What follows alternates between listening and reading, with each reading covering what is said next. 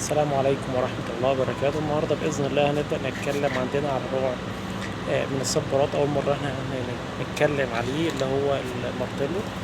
طبعا المارتيلو عندنا من في أكتر من نوع، ده اسم العيلة اللي عندنا.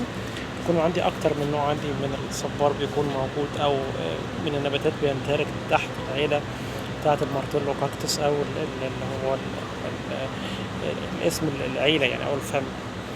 طب لو تعال نبص على النوع اللي عندنا ده، النوع ده نوع نادر شوية. احنا أول مرة إن احنا نبدأ إن احنا نتكلم عنه.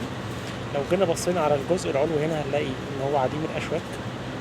هنلاقي في هنا أشواك يعني إيه، يعني صغيرة جدا، ما بتعمليش أي مشاكل. أنا حتى بحط إيدي عليها يعني خالص، ما فيهاش مشكلة أوي. تمام. هنلاقي إن هو بيرمو بشكل طولي كده. لو جينا بصينا على الجزء السفلي هنلاقي بيكون بالشكل اللي احنا شايفينه ده. الجزء العلوي بيكون موجود عندي بالشكل ده. طيب النوع ده عندي الجزء العلوي فيه مفهوش أشواك. نوع جديد شوية، أول مرة نتكلم عليه.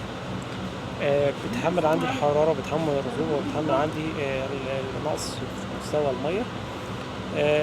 سعر النبات غالي شوية، لأن هو ده من أنواع نادرة شوية، أو أنواع إحنا أصلا أول مرة إن إحنا نتكلم عليها، فسعره غالي شوية. طبعا هو النوع ده يعني مفهوش أشواك كتير، فاحنا ده يعني دي من ضمن المميزات عندنا. لو احنا هنحطه عندنا في البيت مش ممكن ما يسببليش مشكلة قوي، خصوصا لو انا ما عنديش يعني، او لو انا عندي اطفال، وهيبقى بالنسبة لي آمن شوية من الانواع اللي هي اللي يكون فيها أشواك غليظة شوية. شكرا.